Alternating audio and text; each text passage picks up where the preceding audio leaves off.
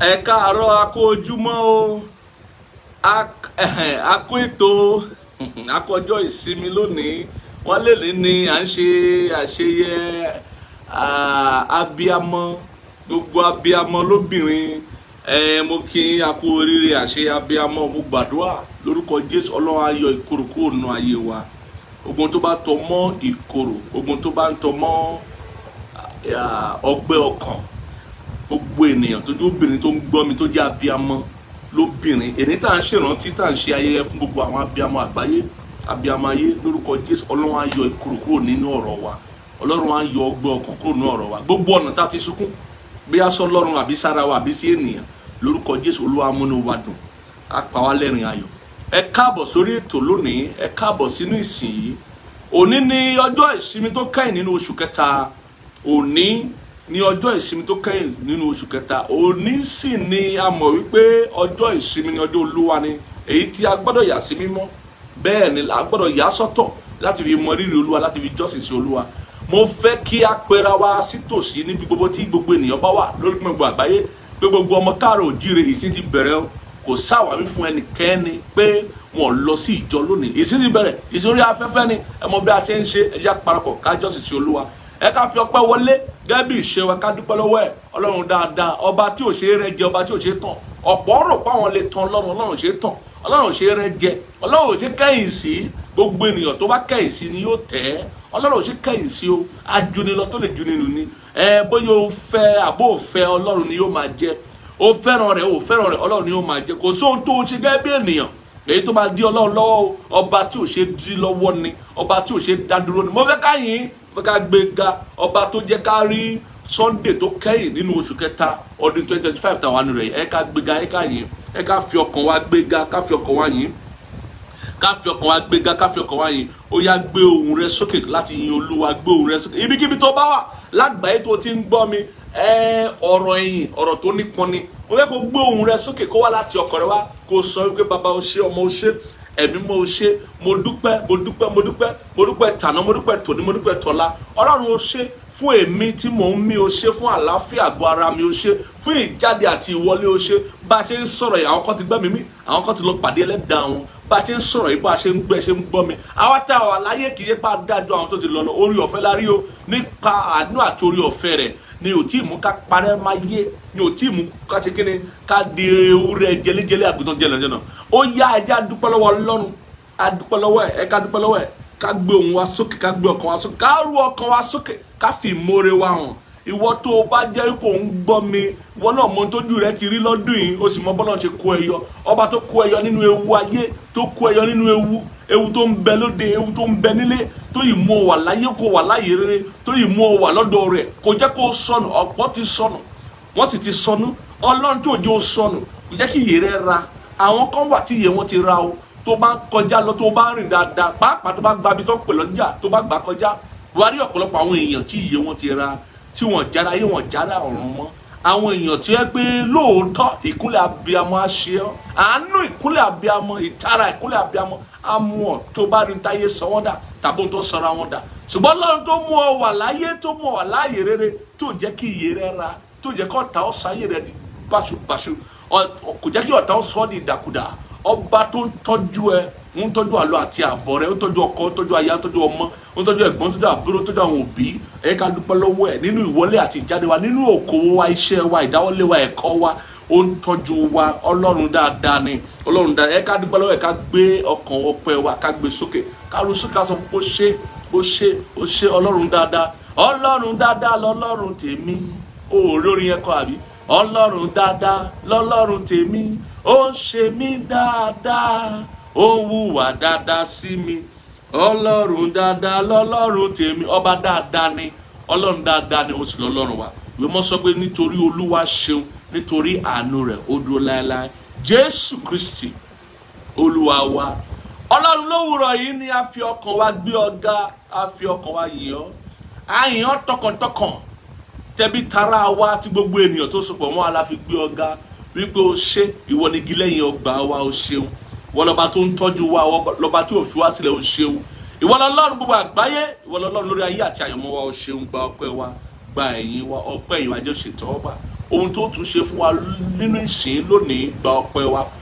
ohun rere tó ṣe fún wa, tó máa ṣe fún wa lónìí gba ẹ̀yìn wa, ìdáǹdè tá máa rí gbà, ìwòsàn tá máa rí gbà, ìgbàlà ọkàn wa, àwa tó máa jèrè ọkàn wa fún ẹ lórúkọ Jésù, àwa tó máa mú àlàjà láàrin wa àti ìwọ lórúkọ Jésù gba ọpẹ́ wa fún ohun mèremère tó ṣe fún wa lónìí, tó máa mú wa dàgbàsókè nínú ẹ̀mí, tó máa mú kí ọ̀rọ̀ rẹ kó yé wa gba ẹ̀yìn wa, ọpẹ́ àti ìyìn wa jẹ́ kó ṣe ìtẹ́wọ́gbà ní orúkọ Jésù Kristi Olúwa wa, ní orúkọ Jésù Kristi Olúwa wa. Mo fẹ́ kó sáré sọ fọ́lọ́run pé bá mi sọ̀rọ̀ rẹ, mò ń dúró dè ọ́ ní kọ́mọ́kọ́mọ́ lákòókò yìí, jẹ́ kí ọ̀rọ̀ rẹ kó yé mi, agbára ẹ̀mọ́ kó ṣíji bò mí. Ó yá gbàdúrà sí Ọlọ́run. Olúwa lórúkọ Jésù, Ọlọ́run bá wa sọ̀rọ̀, bá wa sọ̀rọ̀, bá wa sọ̀rọ̀, jẹ́ kí ọ̀rọ̀ rẹ kó yé wa, agbára ẹ̀mọ́ kó ṣíji bò wá, ohun gbogbo kó lọ déédéé nípa agbára ọ̀rọ̀ rẹ, mú wa dàgbàsókè nínú ẹ̀mí, má ṣe jẹ́ ká rí bákan náà mọ́ lórúkọ Jésù Kristi Olúwa wa. Àmín. Jẹ́ ká mi ẹ̀ kó lárin lẹ́ẹ̀mẹ́ta. Àmín, àmín, àmín lórúkọ Jésù. Mo kí wa káàbọ̀ lẹ́ẹ̀kan sí, nítorí pé lónìí a fẹ́ sáré sọ àwọn ọ̀rọ̀ ìjìnlẹ̀ kan. Kò fi bẹ́ẹ̀ sí àkókò tó pọ̀ fún wa, ṣùgbọ́n a máa lo wákàtí tá a ní láti sáré gbé ọ̀rọ̀ Ọlọ́run yìí yẹ̀ wò gẹ́gẹ́ bí Ọlọ́run ti fún wa ní àǹfààní àti ìtọ́ni láti wò. À ń sọ nípa ajílẹ̀ ìgbàgbọ́ tí a ń pè ní ìwà bí Ọlọ́run lónìí.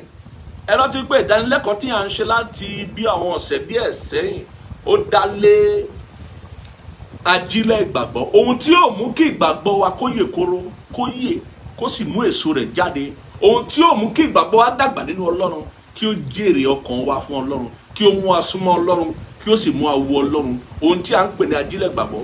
A sọ nípa ìwà rere tí ìwé mọ́ sọ fún wa wípé ajílẹ̀ ìgbàgbọ́ àkọ́kọ́ nìyẹn, ohun tí a gbọ́dọ̀ fi kún ìgbàgbọ́ wa kí ìgbàgbọ́ wa kó lè yè kóró.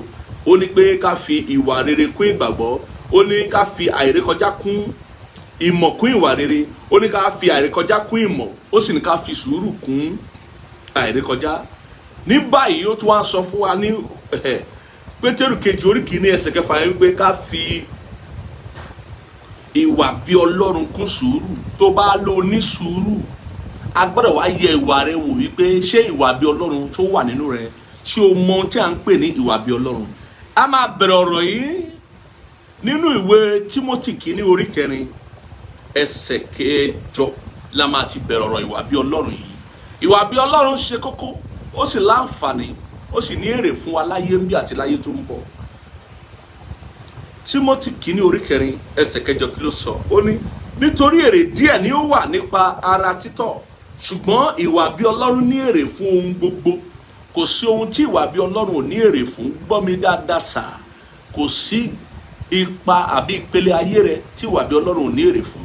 Ìwà bí Ọlọ́run pọn dandan fún gbogbo onígbàgbọ́, fún gbogbo ẹni tó bá ti fàyè rẹ̀ fún Jésù, fún gbogbo ọmọlẹ́yìn Kristi lótìtọ́ àti lódodo. Ìwà bí Ọlọ́run pọn dandan. Lóòótọ́ ló máa bẹ̀rẹ̀ pẹ̀lú ìwà rere lẹ̀ṣọ́ ènìyàn, ṣùgbọ́n ìwà rere kọ́ ló máa dúró, oríta ìwà rere kọ́ ló máa dúró sí. Ó máa wá dàgbà láti wá dìrọ̀ mọ́ ohun tí a ń pè ní ìwà bí Ọlọ́run.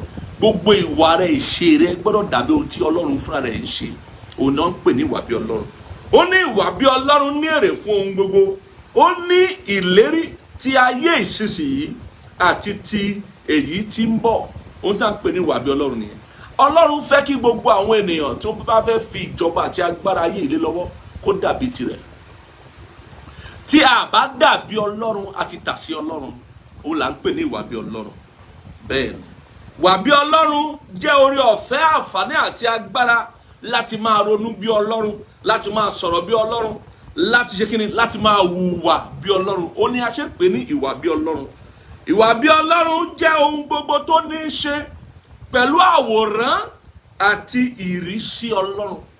Pẹ̀lú àwòrán àti ìrísí Ọlọ́run. Ẹ má ṣe gbàgbé wípé ní ìgbà àkọ́kọ́ nínú ìwé Genesis orí 1 ẹsẹ̀ 2-6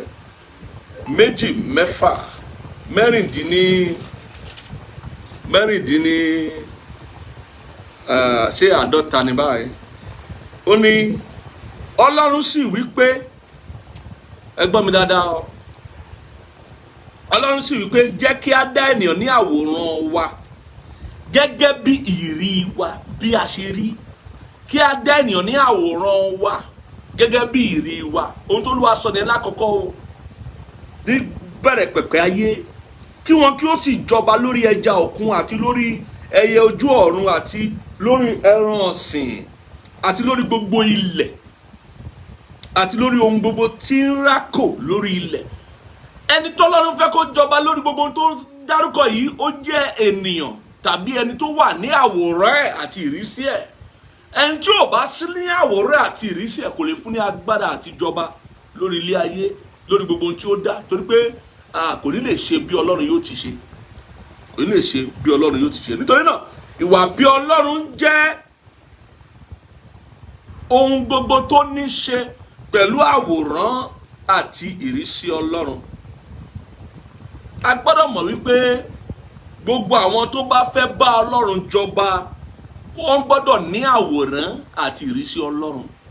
O lè bá Ọlọ́run jọba, o lè bá Ọlọ́run dàpọ̀ ní ìpele Ọlọ́run láì ṣe wípé o ní àwòrán Ọlọ́run àti ìrísí Ọlọ́run. Bẹ́ẹ̀ni, bẹ́ẹ̀ni, gbogbo wa la mọ̀ pé Ọlọ́run kan ṣoṣo ló wà, Ọlọ́run alààyè kan ṣoṣo ló wà, ọ̀kan ni Ọlọ́run. Àmọ́ àwọn tó bá fẹ́ súnmọ́ Ọlọ́run àbí ẹni tó tilẹ̀ lè súnmọ́ Ọlọ́run gbogbo tó dá á jẹ́ àwọn tí ó wà ní àwòrán rẹ̀ àti ìrísí rẹ̀. Àwọn lọ́rọ̀ Ọlọ́run lè yé ní ìpele Ọlọ́run, àwọn ló lè ní àǹfààní àti dàpọ̀ pẹ̀lú rẹ̀ ní ìpele rẹ̀ gẹ́gẹ́ bí ọmọ rẹ̀. Torí pé ohun tó bá jọ ohun la fi ń ṣe kíni, la fi ń wé ohun. Àwọn tó lè súnmọ́ Ọlọ́run pẹ́kípẹ́kí òun ni àwọn tó lè súnmọ́ Ọlọ́run ju áńgẹ́lì lọ, tó lè súnmọ́ Ọlọ́run ju àwọn kérúbù àti séráfù lọ. Òun ni àwọn tí a dá ní àwòrán àti kíni àti ìrísí Ọlọ́run. Ẹ rántí wípé Ádámù àkọ́kọ́ nínú ìwé Genesis tá a kà yẹn, tá a bá wo orí 5 ẹ̀, Ádámù àkọ́kọ́ lóòótọ́ la dá ní àwòrán Ọlọ́run àti ìrísí Ọlọ́run. Àmọ́ ní Genesis orí 5 a rí wípé wọ́n kùnà, wọ́n sì tà sí àwòrán Ọlọ́run, wọ́n sọ àwòrán Ọlọ́run, wọ́n sọ ìrísí Ọlọ́run. Ádámù àkọ́kọ́, àwọn ènìyàn tí a dá nígbà àkọ́kọ́. Ẹ jẹ́ ká wo nǹkan tí Genesis orí 5 yẹn sọ ní. Èyí ni ìwé ìrántí Ádámù orí 5 ẹsẹ̀ 1 dé 5. Ní ọjọ́ tí Ọlọ́run dá ọkùnrin, ní àwòrán Ọlọ́run ni ó dá, àti akọ àti abo ni ó dá wọn. Kò sí tó ń jẹ́ ìkẹta ọmọ o. Àwọn tí wọ́n ti fẹ́ bayé jẹ́ lónìí, tí wọ́n wà lóde pàápàá nínú àwọn ìwé aláwọ̀ funfun, tí wọ́n ní pé ènìyàn lè pé sí 10, ó lè pé sí 200, wípé kì í ṣe akọ àti abo nìkan ló wà. Akọ àti abo ló wà o. Bí nǹkan bá bàjẹ́, bí nǹkan ò bá dá mọ́, a lè torí ẹ̀ sọ wípé ohun tó dá ò dá mọ́ o. Ohun tó bàjẹ́ ló bàjẹ́, ohun tí ò dá ni ò dá mọ́. Bẹ́ẹ̀ ni èèyàn, gbogbo èèyàn ló mọ̀ yàtọ̀ nínú ẹni tó rí rẹ̀ pé àti ẹni tó sínwín. Torí ẹni tó rí rẹ̀ pé, orí rẹ̀ pé ni ènìyàn ni, ṣùgbọ́n ẹni tó sínwín àìsàn ni, àìsàn ni. Bó bá lórí ọ̀fẹ́ ni kò ní sínwín, bó bá lórí ọ̀fẹ́ ìwòsàn ìsínwín á fò lọ. Gbogbo èèyàn ló mọ̀ wípé bí a bá ti dáyàn, a gbọ́dọ̀ dáyàn pẹ̀lú ìsínwín. Irọ́, a gbọ́dọ̀ dáyàn pẹ̀lú ìsínwín. Ìsínwín ipò àìsàn ni. Nítorí náà akọ àti abo ló wà o. Akọ àti abo la dá. Gbogbo àwọn tó ń di ìdàkudà, tó ń di ìkẹta ìkẹrin ọmọ ìkẹyìkẹ, tó ń pariwo wípé kì í ṣe akọ àti abo nìkan ni, àwọn yẹn ipò àìsàn ni ó fà á. Ipò àìsàn àti ipò iṣẹ́ ẹ̀mí òkùnkùn ló fà á. Òye gbọ́dọ̀ yé wa àwa ọmọlẹ́yìn Kristi nítòótọ́ wípé ní àtètèkọ́ṣe òun ni a ti kà níbí. Àti akọ àti abo ni ó dá wọn. Ọlọ́run dá gbogbo ènìyàn ní akọ àti abo. Tó bá ti rí ènìyàn, ò lè rí ìkẹta ọmọ. O máa rí akọ, ìta ń pè lọ́kùnrin, o máa rí abo, ìta ń pè lóbìnrin. Bẹ́ẹ̀ ni. Ó sì súre fún wọn, ó sì wí pé, ó sì pe orúkọ wọn ní Ádámù ní ọjọ́ tí ó dá wọn. Ẹsẹ̀ 3.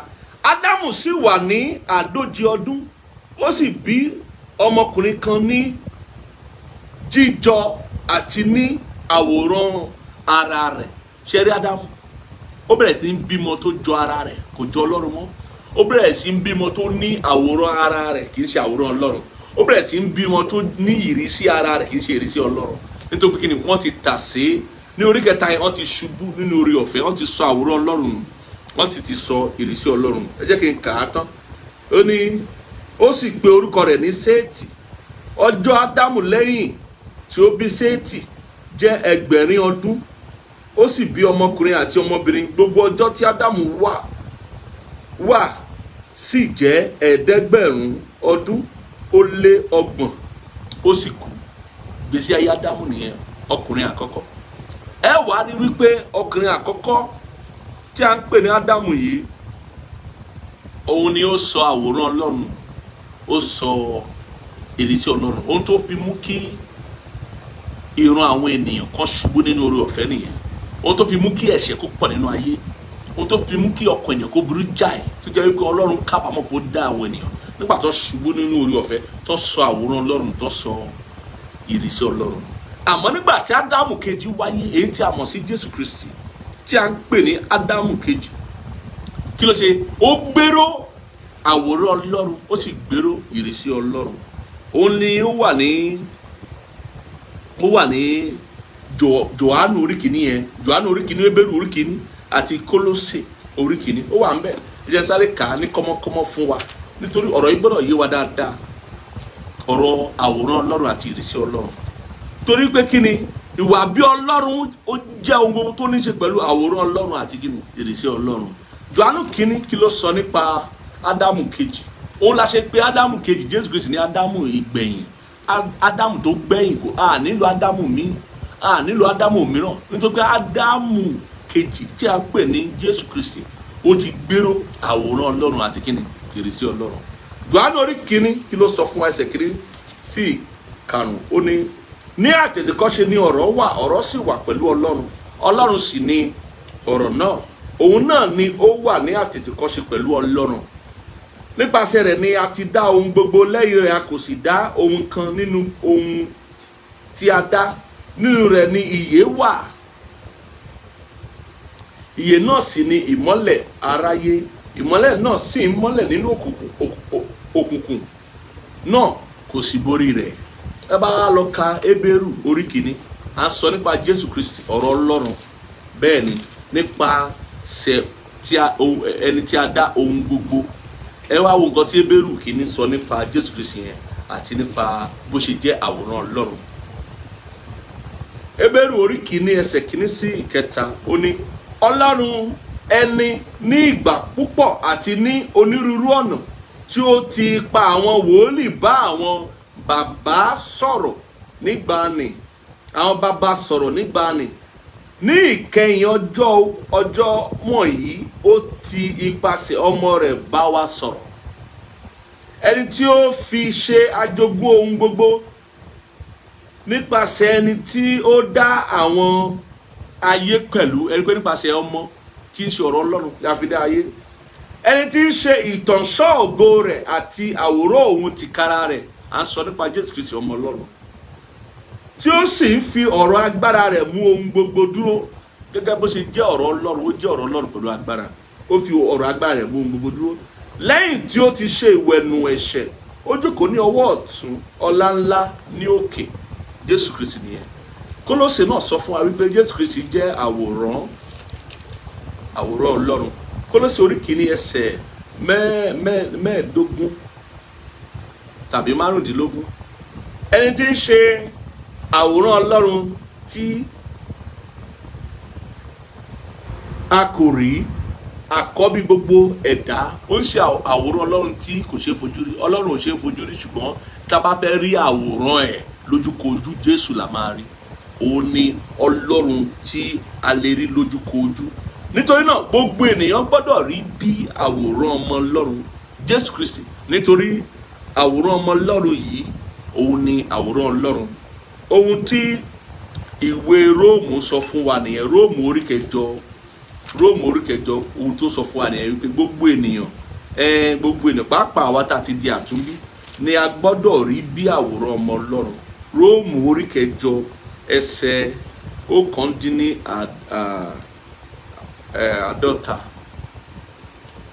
àádọ́ta, ṣáàdọ́ta ni àbí ọgbọ̀n, mẹ́ta àti odò, 1:3, ìyẹn ni 29 àti 30. Ó ní nítorí àwọn ẹni tí ó ti mọ̀ tẹ́lẹ̀ ni ó sì ti yàn tẹ́lẹ̀ láti rí bí àwòrán ọmọ rẹ̀, torí àwòrán ọmọ rẹ̀ ó ní àwòrán ẹ̀, láti rí bí àwòrán ọmọ rẹ̀, kí òun lè jẹ́ àkọ́bí láàrin àwọn arákùnrin púpọ̀. Kó lè jẹ́ àkọ́bí. Òun la ṣe ń pè ní Ádámù tó kẹ́yìn. Lẹ́yìn rẹ̀ bẹ́ẹ̀ lómi kankan wá, òun ni ó kẹ́yìn, tó pé ó gbé àwòrán Ọlọ́run ró, ó sì gbé ìrísí Ọlọ́run. Gbogbo ènìyàn tó bá gba Ọlọ́run gbọ́ ló gbọ́dọ̀ rí bí Jésù. Kò sí àwáwí, kò sí ẹ̀dàrọ̀. Gbogbo ènìyàn tó bá wá sọ́dọ̀ Ọlọ́run, tó bá jẹ́wọ́ Jésù lólúwa àti olùgbàlà rẹ̀ ló gbọ́dọ̀ rí bí Jésù nínú àti lóde. Bẹ́ẹ̀ ni ẹ wò pé Jésù ní Ọlọ́run tí a lè fojú rí. Bẹ́ẹ̀ ni Ọlọ́run tí a sì lè fojú rí ni ó wà ní pípẹ́ àwòrán Ọlọ́run àti ìrísí Ọlọ́run. A máa wá rí wípé Jésù òun ni ó gbé gbogbo ohun tí a ń pè ní ibi orí nípa Ọlọ́run. Òun ló gbé gbogbo agbára yẹn, òun ló gbèrú. Jésù ni ẹ̀kúnrẹ́rẹ́ Ọlọ́run mẹ́ta lọ́kan, Jésù ló gbèrú. Bẹ́ẹ̀ ni ẹ̀kúnrẹ́rẹ́ mẹ́ta lọ́kan, Jésù ló gbèrú. Ìyẹn tí a lè fojú rí, torí Jésù ni ọ̀kan láàrin mẹ́ta lọ́kan tó ṣe fojú rí. Àmọ́ ẹ̀mí mímọ́ ló gbé ẹ̀kúnrẹ́rẹ́ mẹ́ta lọ́kan tí ò ṣe fojú rí, òun ló gbé dání.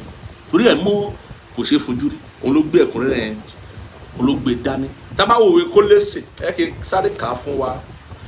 Kólósè kejì, kí n kàn ká Kólósè kejì orí 9. Ẹ rí báyìí wípé ó sọ wípé nítorí pé nínú rẹ̀ ni gbogbo ẹ̀kún ìwà Ọlọ́run ń gbé ní ara ìyára. Jésù Kristi ni ó gbé dání o, ẹ̀kúnrẹ́rẹ́ Ọlọ́run, ẹ̀kúnrẹ́rẹ́ mẹ́ta lọ́kan tó ṣe fojú rí. Àmọ́ ẹ̀mí mímọ́ gẹ́gẹ́ bí a ti rí nínú ọ̀rọ̀ Ọlọ́run náà, Kọ́ríńtì kìíní orí 5 ẹsẹ̀ 3 sí 5, a sì rí Kọ́ríńtì kìíní orí 6 ẹsẹ̀ 11 àti 17 tẹ ẹ̀mí mímọ́ náà òun ló gbé ẹ̀kúnrẹ́rẹ́ mẹ́ta lọ́kan dání, èyí tí ò ṣe fojú rí. Òun ní ìwé mọ́ ṣe sọ fún wa wípé ẹni tí ó bá ti dàpọ̀ pẹ̀lú Ọlọ́run ó ti di ẹ̀mí kan náà pẹ̀lú ẹ̀, ó ti di ẹ̀mí kan náà pẹ̀lú. Torí pé kí ni Jòhánù orí 9 sọ fún wa wípé ẹ̀mí ni Ọlọ́run. Bẹ́ẹ̀ ni gbogbo àwọn tó máa sìn wọ́n gbọ́dọ̀ lè sìn nínú ẹ̀mí àti nínú òtítọ́. Tá bá wá sọ wípé tó bá bí wá ní èrè pé kí wá ní àwòrán Ọlọ́run gan pàápàá tá à ń sọ nípa rẹ̀, èyí tí a rí kà nínú Genesis, èyí tí a wá ń sọ nípa rẹ̀ lónìí, a ti sọ pé àwòrán tó ṣe fojú rí ni Jésù. Kí wá ní àwòrán Ọlọ́run ti wa nígbà tá à ń pé gbogbo wa la ní ẹ̀yà wa yàtọ̀, ohun tá bá ṣe dá wa ní ìtò fojú rí ó yàtọ̀, àwòrán wa ní ojúkojú ó yàtọ̀ síra wa. Àmọ́ kí ni àwòrán Ọlọ́run fún wa lónìí gẹ́gẹ́ bí ọmọ Ọlọ́run? Àwòrán Ọlọ́run jẹ́ ìwàláàyè aláìfojúrí. Ó jẹ́ ìwàláàyè aláìfojúrí tí ò ṣe fojúrí. Èyí jẹ́ ìwàláàyè ẹ̀mí mímọ́ nínú ènìyàn tí kò ṣe fojúrí. Bí ẹ̀mí mímọ́ bá ti ń bẹ nínú rẹ̀, ó ti ní àwòrán Ọlọ́run. Ohun tí mo sọ fún wa nìyẹn. Ẹ má ṣe gbàgbé wípé ẹni tó bá ti dàpọ̀ mọ́ Ọlọ́run ó ti di ẹ̀mí kan náà pẹ̀lú rẹ̀. Òun ni ìwé Kọ́ríńtì kìíní orí 6 ẹsẹ̀ 17 sọ fún wa, àti Jòhánù 4 ẹsẹ̀ 14 ó sọ fún wa wípé ẹ̀mí ni Ọlọ́run. Ẹni tó bá ti dàpọ̀ pẹ̀lú Ọlọ́run ó ti di ẹ̀mí kan náà, ọ̀kan ṣoṣo pẹ̀lú ẹ̀. Nítorí náà àwòrán Ọlọ́run fún wa gẹ́gẹ́ bí ọmọ Ọlọ́run jẹ́ ìwàláàyè ẹ̀mí mímọ́ nínú wa, ìwàláàyè ẹ̀mí mímọ́ nínú wa. Ìwọ tó bá ti ní àwòrán Ọlọ́run, ó túmọ̀ sí wípé ó ti ní ìwàláàyè ẹ̀mí mímọ́ nínú rẹ nìyẹn. Èyí tó jẹ́ wípé o gbọ́dọ̀ wá gbìyànjú àti wà ní ìrísí Ọlọ́run, kárí ẹ bí ọmọ Ọlọ́run ní tòótọ́. Gbogbo aláti mọ̀ pé ẹ̀mí mímọ́ ń gbé ẹ̀kúnrẹ́rẹ́ mẹ́ta lọ́kan nínú ẹ̀mí, Jésù Kristi ń gbé ẹ̀kúnrẹ́rẹ́ mẹ́ta lọ́kan nínú ara. Ó gbọ́dọ̀ wá yé wa wípé bí ògo Ọlọ́run ṣe rí àti agbára Ọlọ́run ṣe rí, ẹ̀mí ó ń gbé dání lódìdí nínú ẹ̀mí.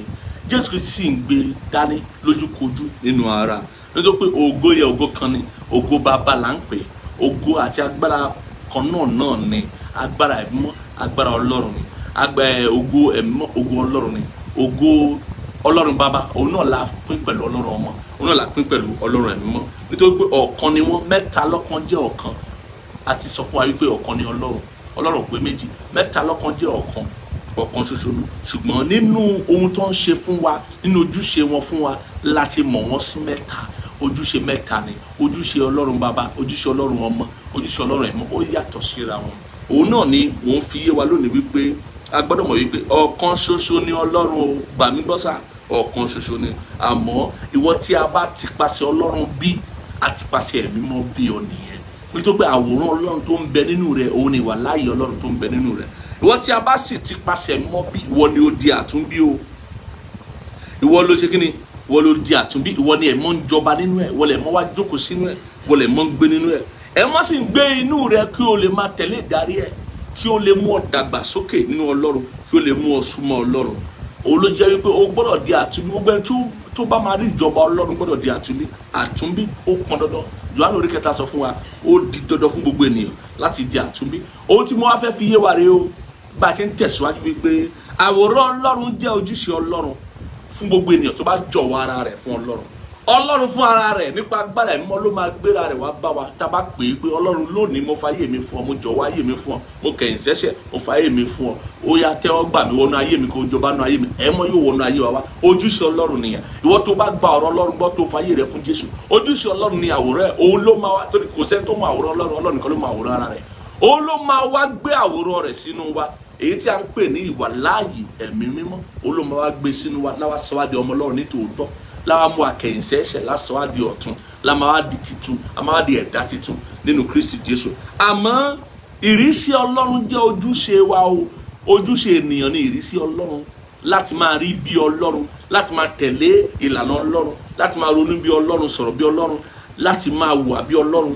Ìyẹn là ń pè ní ìrísí Ọlọ́run. Ojúṣe tiwa nìyẹn, nítorí pé a lè fi ọkàn wa ṣe ìpinnu wípé a fẹ́ tẹ̀lé Ọlọ́run àbí a fẹ́ tẹ̀lé.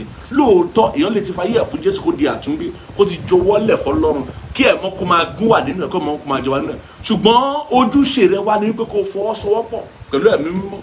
Bẹ́ẹ̀ ni, kó fọwọ́sowọ́pọ̀ láti tẹ̀lé ìdarí ẹ̀, láti tẹ̀lé ìtọ́ni rẹ̀, láti tẹ̀lé ìdarí rẹ̀. Ojúṣe rẹ nìyẹn. Tó o bá ti tẹ̀lé ìdarí ẹ̀mí mímọ́ àti ìtọ́ni ẹ̀mí mímọ́, o ò fẹ́ rí bí Ọlọ́run nìyẹn, o ò fẹ́ ní ìrísí Ọlọ́run nìyẹn. Bẹ́ẹ̀ ni, ó gbọ́dọ̀ yí ọ, ó gbọ́dọ̀ yí ọ, ó gbọ́dọ̀ yí ọ. Àwòrán Ọlọ́run jẹ́ àwòrán rẹ nínú ẹ̀mí, nítorí pé o gba Ọlọ́run gbọ́. Ìrísí rẹ, ìrísí Ọlọ́run, ó jẹ́ ìrísí rẹ, ìrísí àti ìfarahàn rẹ nínú ara, nítorí pé ṣe kíni, nítorí pé o gba Ọlọ́run gbọ́. Ohun tó jẹ́, ohun tí o jẹ́ gẹ́gẹ́ bí àwòrán rẹ nínú ẹ̀mí gbọ́dọ̀ jẹ́ ti Ọlọ́run. Ohun tí o sì ń ṣe gẹ́gẹ́ bí ìrísí rẹ láyé, gẹ́gẹ́ bí ọmọ Ọlọ́run, ó gbọ́dọ̀ jẹ́ ti Ọlọ́run.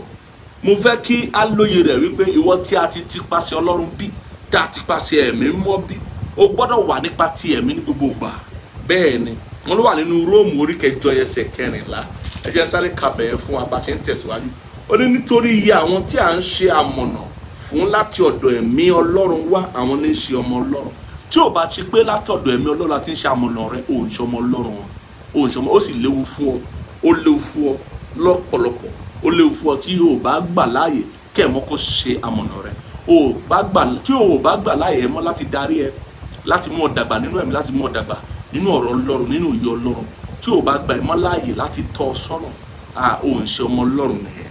Èèyàn lè kùnà ìjọba ọ̀run, èèyàn bẹ́ẹ̀ ó lè kùnà ìjọba Ọlọ́run. Ó yẹ ká mọ̀, ń fẹ́ ka Kọ́ríńtì kínní orí 9 yẹn fún wa. Ó yẹ ká mọ̀ wípé kì í ṣe wípé àwa la ní ara wa, a ní ara wa, Ọlọ́run ló ní wa. Àwa tá a ti fayé wa fún Jésù, Ọlọ́run ló ṣe kíni, Ọlọ́run ló ní wa. A gbọ́dọ̀ mọ̀ dáadáa. Máa kàwé Kọ́ríńtì yẹn fún wa kó lè yé wa. Ojoojúmọ́ la gbọ́dọ̀, lóòrèkóòrè la gbọ́dọ̀ máa gbára wa ní ìyànjú nípa ọ̀rọ̀ yìí, ká má bàa ṣàṣìṣe, ká má bàa lọ́wọ́ ní ìgbéraga, ká má bàa rò wípé òmìnira wa a lè ṣe tó wù wá. Kò sẹ́ni tó lè ṣe tó wù ú. Bẹ́ẹ̀ ni a wà lábẹ́ òfin ìṣọ́ra. Gbogbo onígbàgbọ́ pàápàá ẹni tó wà lábẹ́ nínú ẹ̀mí ló mọ̀ pé òun wà lábẹ́ òfin ìṣọ́ra, pé ká máa ṣọ́ra, ká sì máa ṣọ́nà, ká máa gbàdúrà, ká wà ní ìrẹ̀lẹ̀ ọkàn. Nítorí pé inú ayé tá wà yìí, inú ayé tí èṣù yìí ń darí ni. Èṣù yìí ń ṣàkóso àwọn ènìyàn tí wọ́n fọ́jú sí ọ̀rọ̀ Ọlọ́run, àwọn ènìyàn tí wọ́n kọtí sí ọ̀rọ̀ Ọlọ́run. Kọ́ríńtì kínní orí 9 ẹsẹ̀ 17 yẹn, kí n bẹ̀rẹ̀ láti bẹ̀. Ó ní ṣùgbọ́n ẹni tí ó dàpọ̀ mọ́ Olúwa di ẹ̀mí kan, ó di ẹ̀mí kan pẹ̀lú ẹ̀. Ìwọ àti ẹ̀mí mọ́ kò sí yàtọ̀, ó di ẹ̀mí kan. Bí o bá ti di àtúnbí, ó di ẹ̀mí kan pẹ̀lú Ọlọ́run. Ẹ̀mí Ọlọ́run ń gbénú rẹ, ìwọ àti ẹ̀mí Ọlọ́run di ó di ẹ̀mí kan, ẹ di ọ̀kan ṣoṣo. Kò sí yàtọ̀ nínú rẹ mọ́ àti ẹ̀mí Ọlọ́run, kò sí yàtọ̀ yẹn mọ́ nínú rẹ wọ́n tí o bá ti dàpọ̀ pẹ̀lú Ọlọ́run. Ẹ gbọ́ nǹkan tó sọ tẹ́lẹ̀. Ó ní ẹ máa sá fún àgbèrè. Àgbèrè ń ṣe ní téèyàn fi ṣeré, èèyàn sá fún ni o. Wọ́n tó bá fẹ́ bọ́ nínú àgbèrè, ó máa sá fún. Kò sẹ́ni tí ò kéré ìdánwò, pàápàá ìdánwò ìfẹ́kùfẹ́, pàápàá ìdánwò àgbèrè. wọ́n tó bá ti bàlágà ó yẹ kó mọ̀ pé bó bá ń ṣiṣẹ́, bó bá ń rìn kiri, tó bá ń lọ sóde, tó ń jáde, tó ń wọlé, ó máa rí ìdánwò, wà á rí ìdánwò àgbèrè, wà á rí ìdánwò fẹ́kùfẹ́. Kí ni ó máa fi borí? Ó máa sá fún ni, ó máa sá fún ni. O ò ní máa bá a ṣeré o, àbí kó máa wò wípé ẹni ẹ̀mí ní mímì ilé ṣubú, kò sí tó ń jẹ́ bẹ́ẹ̀ o. Ó máa sá fún àgbèrè. Ìwé mọ́ sọ pé ẹ máa sá fún àgbèrè. Gbogbo ẹ̀ṣẹ̀ tí ènìyàn ń dá ó wà lóde ara, ṣùgbọ́n ẹni tí ó ń ṣe àgbèrè ó ń ṣẹ̀ sí ara òun ti kára rẹ̀. Ó lè jẹ́ pé ẹ̀ṣẹ̀ àgbèrè ó jẹ́ ẹ̀ṣẹ̀ tí Ọlọ́run àti sí ara rẹ̀ ti kára rẹ̀. Oríṣiríṣi nǹkan ló lè ṣẹlẹ̀. Ìyẹn lè lóyún tí ò nípinnu fún, tí ò létò fún. Ìyẹn lè lọ kó àìsàn. Gbogbo ayé ènìyàn lè dàrú. Oríṣiríṣi nǹkan burúkú lè ṣẹlẹ̀ síyàn tí ó bá ṣe àgbèrè. Ṣìnà ó ní ìdíyelé tó pọ̀ gan. Àwọn tó ṣe ṣìnà gan mọ̀ wípé ṣìnà ní ìdíyelé tó pọ̀. Ó lè jẹ́ pé ẹ bá lọ́kùnrin tó ṣe ṣìnà, tó bá lábúrò obìnrin kò ń fẹ́ kọ́kùnrin kankan kó súnmọ́ àbúrò rẹ̀, tó mọ ewu tó ń bẹ́ńbẹ́, ó mọ bí ayé ènìyàn ṣe lè dàrú nípa ṣìnà àti àgbèrè ṣíṣe. Nítorí náà bí òun bá ń ṣe ṣìnà tó ń ṣàgbèrè, ó ṣẹ̀ sí Ọlọ́run, ó tún ṣẹ̀ sí ara rẹ̀. Nítorí ó ní agbára àti da ìdílé rú, àti da ọjọ́ ọ̀la rú, àti da gbogbo rú. Ó ní agbára àti ba nǹkan rere jẹ́ gan, yẹn ohun tí a ń pè ní àgbèrè yìí àti ṣìnà yìí. Ó ní ṣùgbọ́n ẹni tí ó ń ṣe àgbèrè ń ṣẹ̀ sí ara òun ti kára rẹ̀. Tàbí ẹ̀yin kò mọ̀ pé ara yín ni tẹ́ḿpìlì ẹ̀mí mímọ́ tí ó ń bẹ nínú yín, tí ẹ̀yin ti gbà lọ́wọ́ Ọlọ́run, ẹ̀yin kì í sì ṣe ti ara yín. Nítorí a ti rà yín ní iye kan, a ti rà yín ní iye kan. Ẹ̀yin ṣe tara yín o. Tó bá ti fayé rẹ fún Jésù, òun ṣe tara ẹ̀wọ́ kọ́ ló lára ara mi ni, mo lè ṣe bó ṣe, mo lè wọ tó wù mí, mo lè kun tó wù mí. Kò sí tó ń jẹ́ bẹ́ẹ̀ o. Tó bá ti fayé rẹ fún Jésù, tó ti di àtúnbí ní tòótọ́ àti lódodo, ìwọ kọ́ ló ní ara rẹ. Ibi tó lọ Ọlọ́run ni yóò sọ ibi tó lọ. Ibi tó gbé Ọlọ́run yóò sọ. Ẹni tí ó fẹ́ Ọlọ́run yóò sọ o. Torí ayé tó wá ń gbé báyìí, ayé Jésù Kristi ló ń gbé o. Ayé ọmọ Ọlọ́run ló ń gbé, kì í ṣe ayé ara rẹ o. Orí báyìí, nítorí a ti rà yín ní iye kan. Nítorí náà ẹ̀yin Ọlọ́run lógo nínú ara yín àti nínú ẹ̀mí yín tí ń ṣe ti Ọlọ́run. Ó jẹ́ ti Ọlọ́run. O gbọ́dọ̀ yin Ọlọ́run lógo nínú ara àti nínú ẹ̀mí rẹ nípa títẹ̀lé ohun Olúwa èyí tí ó ń bẹ nínú rẹ, nípa títẹ̀lé ohun ẹ̀mí mọ́ èyí tí a ti fi fún ọ, nípa títẹ̀lé ọ̀rọ̀ Ọlọ́run èyí tí a fi fún ọ. Ṣé wá rí báyìí pé àdìtú ni ọ̀rọ̀ ìwà bí Ọlọ́run yìí jẹ́ o. Torí pé ọ̀rọ̀ ìwà bí Ọlọ́run ní í ṣe pẹ̀lú àwòrán Ọlọ́run àti ìrísí Ọlọ́run. A gbọ́dọ̀ mọ̀ wípé ìwà bí Ọlọ́run ní láti gbé dání. Òun ni fún wa láti gbé dání. A gbọ́dọ̀ gbéró èyí tí ń ṣe àwòrán Ọlọ́run àti ìrísí Ọlọ́run ní gbogbo ìgbà tá a bá wà láyé, àti láyé ń bí àti láyé tó ń bọ̀. A gbọ́dọ̀ rí àwòrán Ọlọ́run nínú wa, a sì gbọ́dọ̀ rí wa ní ìrísí Ọlọ́run. Nígbà tó ń wòye àwọn ọmọ ẹ̀yìn, nígbà tí Jésù ti gòkèrè ọ̀run tán tó ti lọ kúrò lójúkojú, nígbà tó ń wòye àwọn ọmọ ẹ̀yìn, wọ́n rí pé lóòótọ́ àwọn wọ̀nyí, àwọn Jésù kéékèèké ni wọ́n, nítorí pé kí ni, wọ́n ti wà pẹ̀lú Jésù, wọ́n rí ìrísí wọn bí Jésù, tó pé kí ni, wọ́n á ń gbé àwòrán Ọlọ́run àti ìrísí Ọlọ́run, wọ́n ń gbé rìn láyé. Ó ṣe kókó rí pé lóòótọ́ èèyàn yìí àìwà nípa nínú ayé ìyá wà nínú ara, ṣùgbọ́n a wà nípa tara. A gbọ́dọ̀ wà nípa tara, a gbọ́dọ̀ wà nípa tí kíni, nípa tẹ̀mí. A gbọ́dọ̀ wà nípa tẹ̀mí. Ẹ jẹ́ ká ka ìwé Tímótì kìíní orí kẹta. Ìwé Tímótì kìíní orí kẹta. Ká wá ka ìwé Kọ́ríńtì ká fi tẹ́ǹdì. Kí n tó sọ kọ́kọ́rọ́ ìwà bí Ọlọ́run, ohun tó máa mú kí ìwà bí Ọlọ́run kó rọ̀ wá lọ́rùn, kí n sọ fún wa. Tímótì kìíní orí kẹta kí ló sọ? Ẹsẹ̀ 16 ó sọ nípa àdìtú tó ń bẹ nínú ìwà bí Ọlọ́run.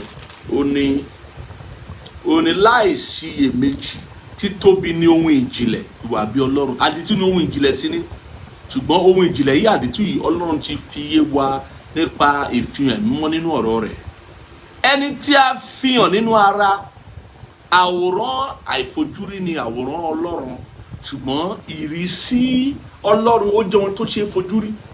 Òun la ṣe gbọ́dọ̀ tọ́ka sí pé lóòótọ́ Ọlọ́run wà nínú ẹ̀. Nígbà tá a rí ìrísí rẹ̀ jọ ti ọmọ Ọlọ́run, bá a ṣe gbọ́dọ̀ rí ènìyàn, nítorí pé kí ni, òun gbé ìgbésí ayé ẹ̀mí mímọ́, ìgbésí ayé ẹni tí a ti pàṣẹ ẹ̀mí darí.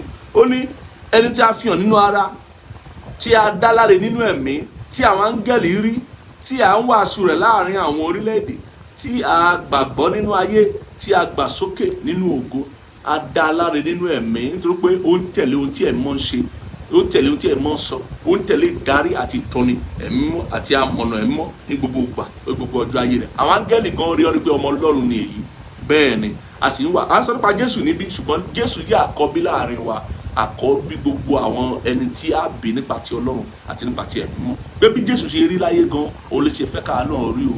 Bẹ́ẹ̀ ni kò sáwàárí fún gbogbo ẹni tó bá ti dàtún bí, kò sáwàárí pé kó máa fẹsẹ̀ ṣeré o fẹ́ wà ní ìrísí Ọlọ́run yẹn. Kò sáwàárí fún ẹ wípé adán wò ni wá ṣubú sínú ìdánwò, o ṣubú lẹ́nu, o ṣubú lánàá, o ṣubú níjẹta, o ṣubú ní ojú ń fi àwọn àǹfààní rẹ̀ láti ṣubú lọ́la wípé àwọn ènìyàn ló máa ń ṣubú náà, kò sẹ́ni tó pé ní ènìyàn. Irọ́ ni o fọ́ sọ́pọ̀ pẹ̀lú ẹ̀mí mọ́ láti gba oore ọ̀fẹ́, láti kẹ̀yìn sẹ́ṣẹ̀, láti dúró nínú ìwà mímọ́ àti òdodo Kristi èyí tá a ti fún ọ ní oore ọ̀fẹ́ rẹ̀ nípa àwòrán Ọlọ́run tá a ti gbé sínú rẹ̀, nípa àwa láàyè ẹ̀mọ́ tó ń bẹ nínú rẹ̀. Ẹ̀mọ́ ń bẹ nínú rẹ̀ lóòótọ́ ṣùgbọ́n ò fọ́ sọ́pọ̀ pẹ̀lú rẹ̀, ò dàpọ̀ pẹ̀lú rẹ̀ pẹ̀lú ọkàn rẹ̀ láti ní ìrísí Ọlọ́run. Ohun tí à ń sọ nípa rẹ̀ nìyẹn. Ẹ ká wo Kọ́ríńtì kejì orí karùn-ún kí n kà láti ẹsẹ̀ 15 yẹn, kí n kà wálẹ̀ fún wa nípa ọ̀rọ̀ tí à ń sọ yìí wípé a gbọ́dọ̀ máa wà nípa ti ẹ̀mí. Gbogbo àwọn tá a ti di àtúnbí èyí ní à ń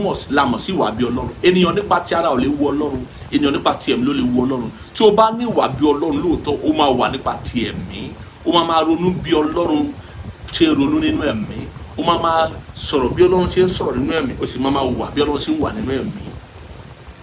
Kí ló sọ fún wa yẹn? Ẹ kàkà níbi ó sì ti kú fún gbogbo wọn pé kí àwọn tí ó wà láyé kí ó má sì ṣe wà láyé fún ara wọn mọ́. O lè sọ pé tó pé o wà láyé o wà fún ara rẹ̀, o wà fún Kristi ni o.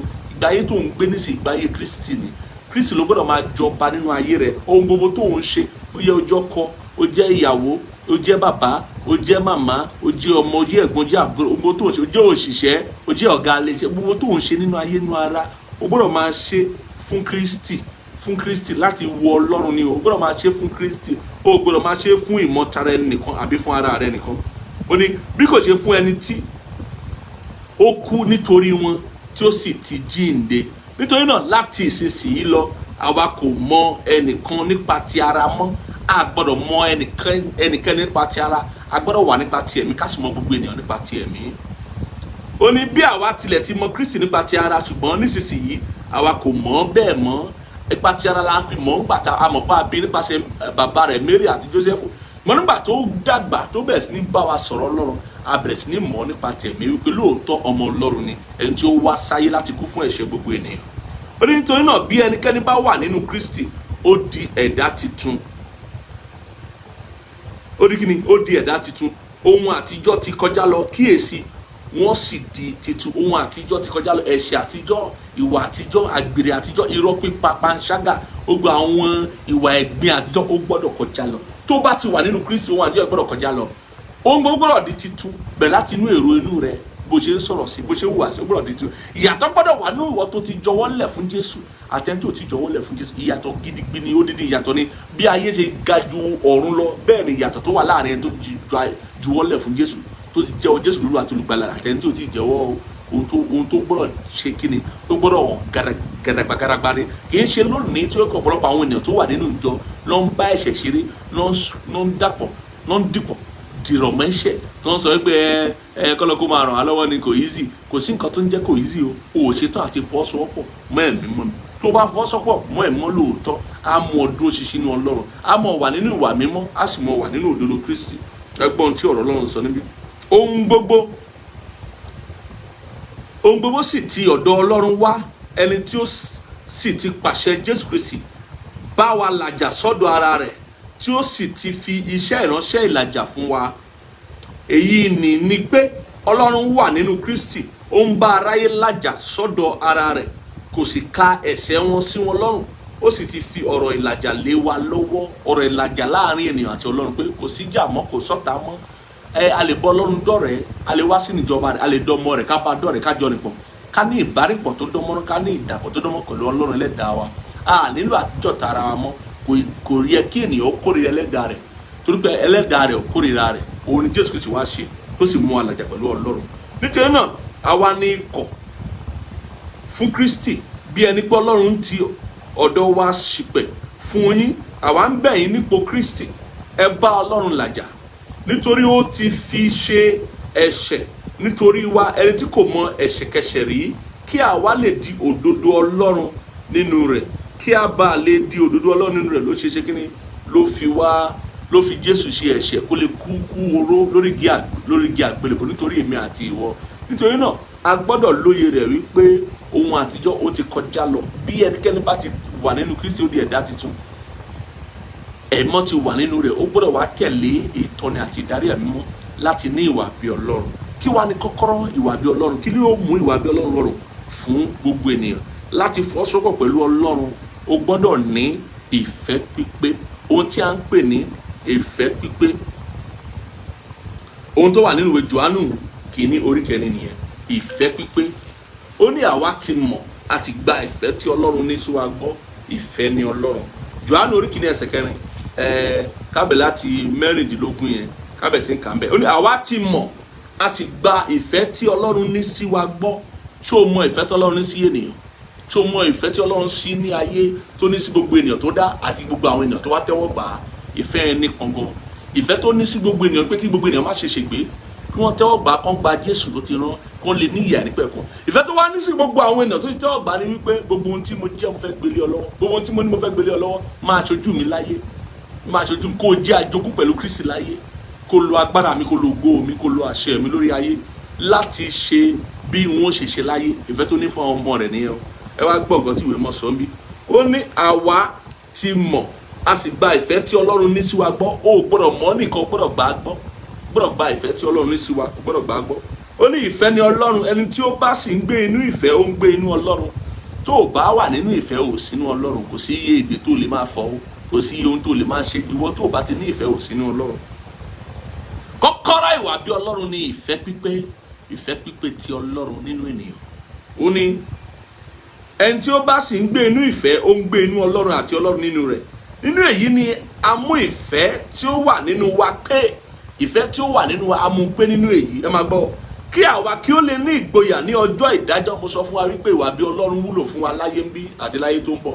Lọ́jọ́ ìdájọ́ ìwà bí Ọlọ́run ni yóò wúlò fún wa. Nítorí pé ẹni tó fẹ́ dá ẹlẹ́jọ́ àti ìwọ tó wà níwájú rẹ̀, ẹ rí i pé bákan náà lẹ ṣe rí, ẹ ní àwòrán kan náà, ẹ sì ní ìrísí kan náà. A wá di wípé kàkà kó dá ẹlẹ́jọ́ yóò kí ọ káàbọ̀ ọmọ ọ̀dọ̀ rere, káàbọ̀ sínú ọlá ńlá Olúwa rẹ. Nǹkan tó máa sọ fún ẹnìyẹn, inú ìwọ náà á dùn, wà ní ìgboyà láti súnmọ́. Kò ní sí ìbẹ̀rù, kò ní sí ẹ̀rù, nítorí pé kíni o ti ṣe ìfẹ́ baba láyé bí wọ́n ti ń ṣe lọ́run. O ti ṣe ìfẹ́ baba láyé bí wọ́n ti ń ṣe lọ́run. Kókó ọ̀rọ̀ ohun tí àwòrán Ọlọ́run àti ìrísí Ọlọ́run jẹ́ nìyẹn, láti ṣe ìfẹ́ baba láyé bí wọ́n ti ń ṣe lọ́run. Kókó ọ̀rọ̀ àdúrà náà nìyẹn, pé ká ṣe ìfẹ́ baba láyé bí wọ́n ti ń ṣe kíni, bí wọ́n ti ń ṣe lọ́run. Ó ní nínú èyí ni a mú ìfẹ́ tí ó wà nínú wa pé kí àwa kí ó lè ní ìgboyà ní ọjọ́ ìdájọ́. Nítorí pé bí òun ti rí, bí Jésù ṣe rí, bí òun ti rí bẹ́ẹ̀ ni àwa sì rí ní ayé. Báwo ni Jésù ṣe rí? Ó wà ní àwòrán Ọlọ́run àti ìrísí Ọlọ́run. Bẹ́ẹ̀ náà ni a gbọ́dọ̀ wà láyé tí a bá ní ìfẹ́ pípé Ọlọ́run nínú wa nítòótọ́, ní àwòrán Ọlọ́run nínú wa, nípa agbára ẹ̀mọ́ tó ń bẹ nínú wa àti ìrísí Ọlọ́run, èyí tí gbogbo ènìyàn lè fojú rí, tí gbogbo a máa rí. Kì í ṣe pé ìwọ nìkan ló máa sọ pé ní ẹ̀mí ni ọ́, kì í ṣe pé ìwọ nìkan ló máa sọ pé o mọ Ọlọ́run. Gbogbo ènìyàn tó bá ọ ní nǹkan ṣe, gbogbo ènìyàn tó bá ọ ní àjọṣepọ̀ tàbí ìbárìpọ̀, a mọ̀ pé lóòótọ́ ọmọ Ọlọ́run ni ẹ́. Ní òótọ́ ìwà rẹ ó dàbí ìwà Kristi. Lóòótọ́ o ní ìrẹ̀lẹ̀, lóòótọ́ ló ní ìwà mímọ́, lóòótọ́ ló ní òdodo Kristi, lóòótọ́ ló jẹ́ ẹni ìyàtọ̀ láyé. Ó máa jẹ́ nǹkan tó ṣe fojú rí, òun là ń pè ní ìrísí Ọlọ́run, ìrísí ọmọ Ọlọ́run. Bẹ́ẹ̀ ni ó ní nítorí bí òun ṣe rí bẹ́ẹ̀ ni àwa sì rí ní ayé yìí. Bó ṣe rí nínú ògo yẹn Jésù Kristi, bẹ́ẹ̀ náà la ṣe gbọ́dọ̀ rí nínú ayé yìí. Nítorí pé kí ni, a ní ìfẹ́ pípé Ọlọ́run nínú ọkàn wa. Ìbẹ̀rù kò sí nínú ìfẹ́, ṣùgbọ́n ìfẹ́ tí ó pé ń lé ìbẹ̀rù jáde. Nítorí tí ìbẹ̀rù ní ìyà nínú, ẹni tí ó bẹ̀rù kò pé nínú ìfẹ́. Jẹ́ kí n sáré ka ìwé Róòmù 5 orí 5 ká tó gbàdúrà. Kẹ́ ẹ bá rí i pé iṣẹ́ tí ẹ̀mí mọ́ ṣe, ìyẹn àwòrán Ọlọ́run tó ń bẹ nínú wa ní ìgbà ìkẹyìn yìí, òun ni láti fi ìfẹ́ Ọlọ́run láti fi kún ọkàn wa. Ìfẹ́ pípé Ọlọ́run, ìfẹ́ tí ò lábàwọ́n, tí ò lábùkù. Ìfẹ́ pípé Ọlọ́run, ìfẹ́ Ọlọ́run sì ni láti gbọ́ràn sí Ọlọ́run lẹ́nu, láti ṣe ọ̀rọ̀ Ọlọ́run, láti jẹ́ olùṣe ọ̀rọ̀ Ọlọ́run, kì í ṣe olùgbọ́ nìkan, láti tẹ̀lé gbogbo òfin Ọlọ́run àti gbogbo òfin Kristi. Kí ni ìwé Róòmù orí 5 ẹsẹ̀ 5 kí ló sọ fún wa? Ó ní ìrètí kì í sì dójú tì ní nítorí a ti tan ìfẹ́ Ọlọ́run kà wá lọ́kàn láti ọ̀dọ̀ ẹ̀mí mímọ́ wá tí a fi fún wa. Ìrètí kì í dójú tì ni. Ìrètí yẹn ló gbé ìrètí tí a dá lé ìfẹ́ Ọlọ́run tí ó ń bẹ nínú ọkàn wa. Ìfẹ́ pípé ni ìfẹ́ Ọlọ́run. Ìfẹ́ pípé ni ìfẹ́ Ọlọ́run. Ó gbọ́dọ̀ mọ̀ wípé tí o bá máa ní ìwà bí Ọlọ́run, o máa ní ìfẹ́ pípé ti Ọlọ́run. Bẹ́ẹ̀ ni ìfẹ́ pípé ti Ọlọ́run tó máa mú ẹ fẹ́ràn Ọlọ́run ju ohun gbogbo lọ, tí ó sì máa mú ọ fẹ́ràn àwọn ènìyàn àwọn tí Ọlọ́run dá láwòrán ara rẹ̀, tó máa mú ọ fẹ́ràn wọn gẹ́gẹ́ bí Ọlọ́run ṣe fẹ́ kó ṣe kíni, kó o fẹ́ràn wọn. Ó ní Jésù ṣe sọ pé òfin pín sí méjì. Òfin yẹn a lè kó gbogbo òfin já lórí ọ̀rọ̀ ìfẹ́, pé kó fẹ́ràn Ọlọ́run rẹ Ẹlẹ́dàá rẹ pẹ̀lú gbogbo ohun tó ní, ohun tó jẹ́ agbára rẹ àti gbogbo ẹ̀mí rẹ, kí o sì wá fẹ́ràn ọmọnìkejì rẹ, ìyẹn àwọn ènìyàn gẹ́gẹ́ bí ara rẹ. Gbogbo òfin nìyẹn, ohun tó kó òfin já nìyẹn. Ìfẹ́ ni. Ìfẹ́ sì ni kọ́kọ́rọ́ ìwà bí Ọlọ́run. Bó o bá ní ìfẹ́, o lè wà bí Ọlọ́run, pé ìfẹ́ ni Ọlọ́run. Bẹ́ẹ̀ ni ẹni tó bá ń gbé nínú Ọlọ́run, ó gbọ́dọ̀ máa gbé nínú ìfẹ́ àti ìfẹ́ Ọlọ́run nínú rẹ̀. Bẹ́ẹ̀ ni kọ́kọ́rọ́ ìwà bí Ọlọ́run láti fọwọ́sowọ́pọ̀ pẹ̀lú Ọlọ́run, òun ni ìfẹ́ pípé o. Ó gbọ́dọ̀ yé wa. A gbọ́dọ̀ mọ̀ wípé ìfẹ́ àtọ̀run wá pọn dandan fún gbogbo ènìyàn tó ti di ẹ̀dá tuntun nínú Kristi Jésù. Bí bẹ́ẹ̀ kọ́, ìgbàgbọ́ irú àwọn ẹni bẹ́ẹ̀ yóò kùnà, ìgbàgbọ́ wọn yóò kùnà. Mo fẹ́ ká gbàdúrà lónìí pé Ọlọ́run, mo gba oore ọ̀fẹ́ o, mo gba oore ọ̀fẹ́ láti ní ìwà bí rẹ. Kì í ṣe ìwà rere nìkan mo fẹ́ ní ìwà bí Ọlọ́run. Mo fẹ́ lè ronú bí Ọlọ́run, mo fẹ́ lè sọ̀rọ̀ bí Ọlọ́run, mo fẹ́ lè hùwà bí Ọlọ́run. Mo fẹ́ kí ìfẹ́ pípé Kristi, ìfẹ́ pé Ọlọ́run nínú ènìyàn kí ó jọba nínú ọkàn mi. Mo fẹ́ fi àyè gba ẹ̀mọ́ lóòótọ́, ẹ̀mọ́ tó gún àṣẹ ọkàn mi gẹ́gẹ́ bí àwòrán Ọlọ́run, láti mú mi rí bí Ọlọ́run, láti fún mi ní ìrísí Ọlọ́run nínú ayé yìí. Bẹ́ẹ̀ ni mo fẹ́ kí ìwà bí Ọlọ́run, mo fẹ́ kó mú mi jèrè láyé yìí àti láyé tó ń bọ̀. Mo gba oore ọ̀fẹ́ náà. Ó yá gbàdúrà ẹ ní ìṣẹ́jú kan. Gbà fún Ọlọ́run. Jésù Kristi Olúwa wa, ìwọ tó gbọ́ mi tó ti fàyè rẹ fún Jésù, mo máa kí ọ kú oríire àǹfààní tó rí yìí. Ó yá sọ àdúrà yìí pẹ̀ tẹ̀lé mi, kó fi fàyè rẹ fún Jésù lọ́tun. Sọ wípé Jésù Kristi ọmọ Ọlọ́run, mo ti gbọ́ ọ̀rọ̀ rẹ lónìí. Mo jẹ́wọ́ gbogbo ẹ̀ṣẹ̀ mi níwájú rẹ. Jọ̀ọ́ dáríjì mi. Mo gbàgbọ́ tọkàntọkàn pé lóòótọ́ ló wá sáyé láti kú fún ẹ̀ṣẹ̀ mi àti ẹ̀ṣẹ̀ gbogbo ènìyàn. Ó sì jíǹde ní ọjọ́ kẹta, ó gòkè rí ọ̀run láti jókòó sí ọwọ́ ọ̀tún Baba. Láti òní lọ sọ mí di àtúnbí, kórúkọ mi sínú ìwé yìí. Mo kẹ̀yìn sẹ́ṣẹ̀, mo kẹ̀yìn séṣù, mo kẹ̀yìn sára, mo kẹ̀yìn sí ayé yìí. Mo di àtúnbí, mo gbà ọ́, mo sì jẹ́wọ́ rẹ ní Olúwa àti Olùgbàlà mi. Máa bá mi lọ, máa tẹ̀lé mi. Sọ mí di ẹ̀dá tuntun nínú rẹ, ní orúkọ Jésù Kristi Olúwa wa. Wọ́n tó gbàdúrà ẹ lóòótọ́, mo pa á láṣẹ. Gbàdúrà fún, mo sì pa á láṣẹ. Adarí gbogbo ẹ̀ṣẹ̀ rẹ jì ọ́. Akọrúkọ rẹ sínú ìwé yìí. Tabari àìsàn tàbí àlébù kan lára rẹ, ó fi ayé rẹ sílẹ̀. Kò dìgbà tá a bá pariwo, agbára ẹ̀ mọ̀ nílò ariwo. Tó o bá gbàgbọ́ lóòótọ́, ohun tí mo ń sọ ìrírí ẹ̀ ló máa jẹ́.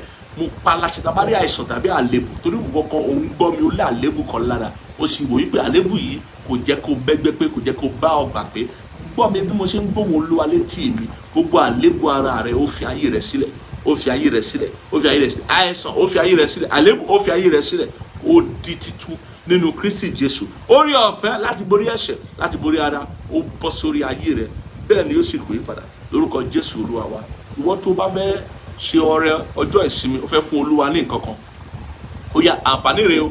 Àwọn ọmọ ìjọ fi bá a ṣe lè ṣe sórí pẹpẹ o. Ó fẹ́ ohunkóhun tó bá fẹ́ fún Olúwa tọkàntọkàn ní o. Onídùúdù ọlọ́rẹ lọ́lọ́run ń béèrè, kò ń ṣe tipátipá. Tí ó bá ti jẹ́ tipátipá ni o lè dín mú kó lọ náà fún ara rẹ. Kò sún téèyàn gbìn tí ò ní ká o. Ohun tó o lè gbin ẹ̀fọ́ kó ká ọkà o. Ohun tó o bá ti gbìn ló máa ká. Àwọn tó gbin púpọ̀ wọ́n á ká púpọ̀. Àwọn tó gbin díẹ̀ wọ́n á ká díẹ̀. Bí èèyàn bá ṣe rí náà ló ṣe máa gbà. Ìrẹ́jẹ ò sínú fọ́tò. Bó o bá ṣe ṣe ra rẹ náà ló ṣe bára rẹ. Wọ́n tó ní ohun tó mú wá láti bu ọlá fún Ọlọ́run, bọ̀ fún Ọlọ́run nínú ìpàdé, nínú ìsìn lónìí. Mo súre fún ọ lórúkọ Jésù. Ọlọ́run kó bùsí fún ọ. Lọ dàgbà sínú ohun rere lórúkọ Jésù. Lọ dàgbà sínú ohun rere. Ọwọ́ rẹ kó máa kànkè, orí rẹ kó kànkè, ọwọ́ rẹ kó máa lọ òkè. Mo pa láṣẹ, àgbà náà ò ní wọnú òwò rẹ, àgbà náà ò ní wọnú ètò ìṣúná owó rẹ. Mo pa láṣẹ nípa ọ̀rọ̀ owó, nípa ọ̀rọ̀ ohun rere, lọ máa dàgbà sí, kó sì lọ máa pọ̀ sí. Bẹ́ẹ̀ ni ó sì rí, kò yí padà lórúkọ Jésù Olúwa wa. Mo súre fún wa, ọ̀sẹ̀ yìí yóò fọ rere fún wa. Ọ̀sẹ̀ yìí yóò jẹ́ ọ̀sẹ̀ tó yàtọ̀, yóò jẹ́ ọ̀sẹ̀ agbára. Ọ̀sẹ̀ yìí lórúkọ Jésù, lábẹ́ bó ti wù kó rí, Ọlọ́run yóò jọ wá lójú. Bẹ́ẹ̀ ni ìjọ lójú Ọlọ́run yóò farahàn fún wa lọ́sẹ̀ yìí. Lọ́sẹ̀ yìí gbogbo ìwọ tó ń retí ìyanu, mo fi ìyanu kí ọ káàbọ̀ lọ́sẹ̀ yìí. Mo rí ìgbédìde tó máa jáde lọ́sẹ̀ yìí fún ọ̀pọ̀lọpọ̀ ènìyàn. Lára àwọn tá a máa gbédìde láti inú ògo dé ògo, láti inú ẹrọ̀fọ̀ wọnú ògo, látẹ̀yìn wá síwájú, gbóhùn Olúwa lẹ́nu mi, ó yá gba ìgbédìde tirẹ̀. Àyàndá ìgbédìde fún ọ. Ìwọ tó ti rò pé báwo ló fẹ́ ṣe, oríṣiríṣi kan wà lọ́rùn ẹ tó fẹ́ ṣe, owó ó fẹ́ sanwó ìgbà, ó fẹ́ sanwó àwo, ó fẹ́ ṣe gbá, ó fẹ́ sanwó àwo, ọjọ́ tí ń súnmọ́, ọjọ́ tí ń lọ, ó mọ bó fẹ́ ṣe. Gbọ́ ohùn Olúwa lẹ́nu mi, ó yá lọ rí ìyanu lọ́sẹ̀ yìí, lọ rí ìyanu ńlá, ìyanu tí ó yà ọ́ lẹ́nu, tó yà àwọn aládùúgbò rẹ lẹ́nu, ó yá lọ rí lọ́sẹ̀ yìí. Gbogbo ìkólọ rẹ tó ti lọ ní rere lórúkọ Jésù á dá padà fún ọ, á dá padà fún ọ. Lọ jèrè ńlá, lọ jèrè ìwà bí Ọlọ́run, lọ jèrè ìbáṣepọ̀ rẹ pẹ̀lú Ọlọ́run, lọ jèrè ẹ̀mí mímọ́ lọ́sẹ̀ yìí wá rẹ́rìn ayọ̀. Bẹ́ẹ̀ ni mo rẹ́ tó ń rẹ́rìn ayọ̀ lọ́sẹ̀ yìí wá rẹ́rìn ayọ̀. Sára rẹ́rìn, ẹ̀rín rẹ̀ yóò kọjá ti Sára. Anna rẹ́rìn, ẹ̀rín rẹ̀ yóò kọjá ti Anna. Lọ rẹ́rìn ayọ̀. Bẹ́ẹ̀ ni yóò sì kó ìpadà lórúkọ Jésù Kristi Olúwa wa. Ó yá, ẹ jẹ́ ká ṣe oore ọ̀fẹ́. A máa pàdé lọ́sẹ̀ tó ń bọ̀ nípa oore ọ̀fẹ́ Ọlọ́run. A ti máa tẹ̀síwájú lórí ọ̀rọ̀ ajílẹ̀ ìgbàgbọ́. Lónìí la sọ ìwà bí Ọlọ́run, lọ́sẹ̀ tó ń bọ̀ á sọ ètò tẹ̀lé. Ká ṣe oore ọ̀fẹ́ lápapọ̀. Oore ọ̀fẹ́ Jésù Kristi Olúwa wa. Fẹ́mọ̀ ti Bàbá àti ìdàpọ̀ ti Ẹ̀mí Mímọ́ kí ó sọ̀kalẹ̀, kí ó máa bá wa gbé láti ìsinyìí lọ àti títí láéláé, títí a fi pàdé lọ́sẹ̀ tó ń bọ̀. Ire o, yóò dára fún wa. Àmín.